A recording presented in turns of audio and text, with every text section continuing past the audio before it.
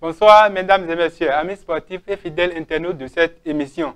Le sport dans toutes ses dimensions, c'est ce qui nous réunit chaque fois sur ce plateau. Mais avant d'aborder les thèmes du jour, les sujets du jour, nous vous exhortons avec cette pensée de Peter Drucker qui dit « Rien n'essaie de défendre le monde d'hier quand on peut construire le monde de demain ». Ne vous attardez plus donc sur vos échecs, difficultés d'hier, mais levez-vous pour rendre demain, votre lendemain plus meilleur, plus beau et meilleur.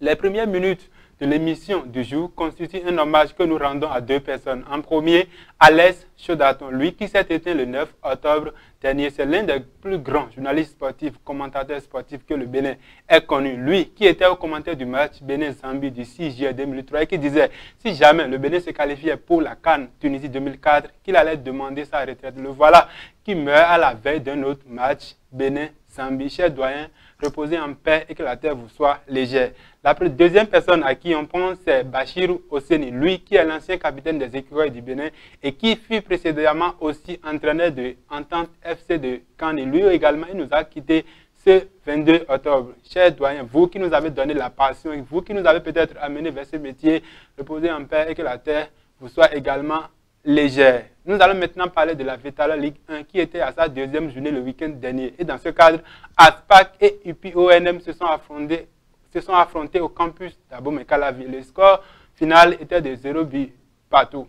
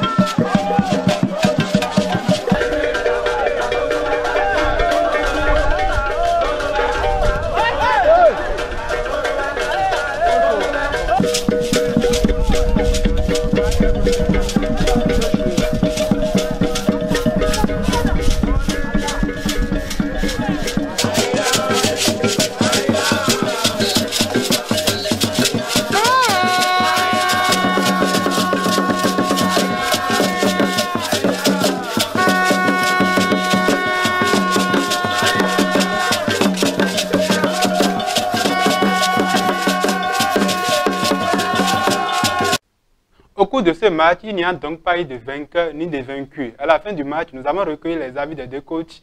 Voici ce qu'ils nous ont dit. C'est une impression qui me donne à réfléchir pour tout de suite rebondir sur le match prochain. Parce que j'ai vu ce qui n'a pas marché. On va tout de suite rebondir, à commencer à travailler sur ça. Sinon, c'est pas mal. Et si on fait un match nul, c'est pas encore sorcier. C'est le championnat. On a encore 15 matchs pour la phase aller. Donc là, il y a 13 matchs à jouer. Donc on va continuer à travailler et à gagner les matchs 1 à 1. Les joueurs avaient peur de mal faire. Déjà, on n'a pas encaissé. Il faut du chapeau. Donc après, on va travailler offensivement. Et notre conservation du ballon qu'on a l'habitude de faire, pour pouvoir entamer les autres matchs. Le premier match, une défaite, deuxième match, match nul. En tout cas, le championnat est long parce que c'est une longue course. On vient de commencer, c'est la deuxième journée. Faire un match nul contre Aspac. Aspac qui allait gagner Tonnerre. Si ses propres installations, on peut applaudir les joueurs. Parce qu'eux, ils sont venus avec les 2 buts qu'ils avaient gagnés, qu'ils sont allés gagner Tonnerre à domicile. Ils ont tout ça dans la tête pour pouvoir nous contenir. Dieu merci, nous on a essayé de faire ce qu'on peut faire. Et puis ça a marché. Match nul, c'est mieux qu'une défaite. Hein. L'ensemble des résultats de cette deuxième journée de la Vétala Ligue 1 se présente comme suit. Nous avons, à part ce match, Aspac et puis UNM qui s'est soldé par 0 but partout. Nous avons également d'autres matchs qui ont été joués et ça se présente dans le tableau que nous allons voir à l'instant. Il y a également eu le match entre Dynamo de Parakou qui a perdu devant Énergie 1 but à 0. Nous avons Real Sport de Parakou qui a battu Asbo 1 but à 0. Nous avons AS Tonnerre et USS Krake qui ont fait match. Nous avons également Panthère et Ayema qui ont fait match nul, 0 but partout. Nous avons Beke et JSP qui ont fait match nul, également 0 but partout. Buffle qui a battu Jacques 2 buts à 1. Et enfin le match Esaïe contre Dragon qui s'est soldé par un score nul et vierge également de 0 but partout.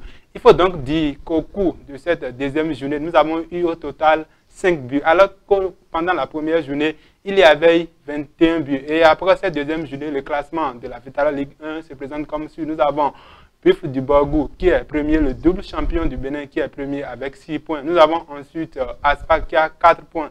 Les deux derniers sont JSP et AS Tonnerre de Boycon. Eh bien, si la grande sœur Vitala Ligue 1 était à la deuxième journée, la petite sœur, l'ensemble des matchs, c'était la deuxième journée de la Vitala Ligue 1. Donc, nous aurons bien sûr les matchs de la troisième journée. Et les matchs de la troisième journée vont se présenter dans le tableau que nous allons voir à l'instant. Il y aura le match Asvo contre AS Tonnerre, le match Jacques contre Énergie, le match JSP contre Esaïe, le match UPONM contre Panthère. Le samedi et le dimanche, il y aura les matchs suivants. Aïma FC contre Aspac, Dragon contre Beke, Dynamo de Parakou contre Buffle. Ça, c'est le derby du Nord. Et il y aura enfin le match USS Craqué contre Real Sport de Parakou.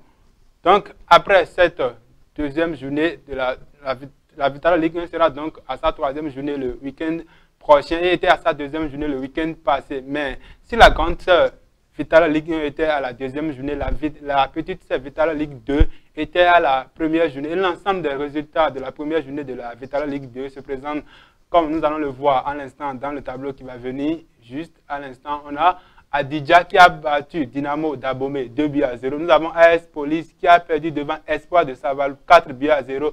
Nous avons AS Cotonou qui a battu Entente FC de Kandi 2 buts à 1. Nous avons Taneka qui a battu Dadja FC 1 but à 0. C'était le samedi. Le dimanche, Assos a perdu devant Audio FC 2 buts à 1.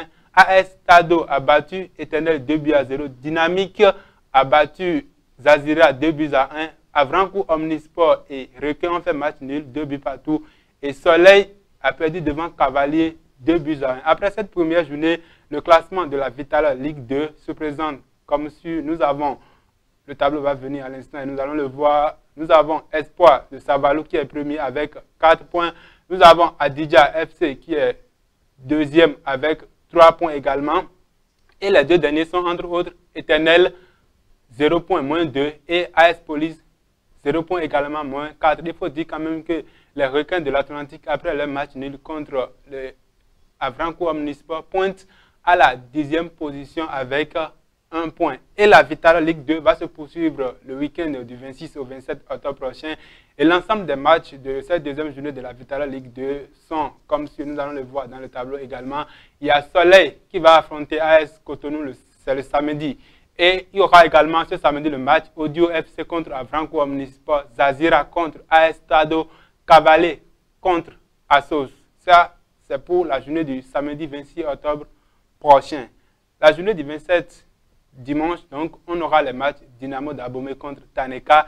Il y aura les matchs, également le match Entente de Kandi contre Dynamique, Tadja FC contre Espoir de Saval, Éternel contre Adidja et Requin de l'Atlantique contre AS Police dimanche prochain. Eh bien, quand on parle des championnats en Afrique, on pense évidemment à une compétition. Et cette compétition, c'est le CHAN. L'édition 2020 de cette compétition va se dérouler, bien sûr, au Cameroun.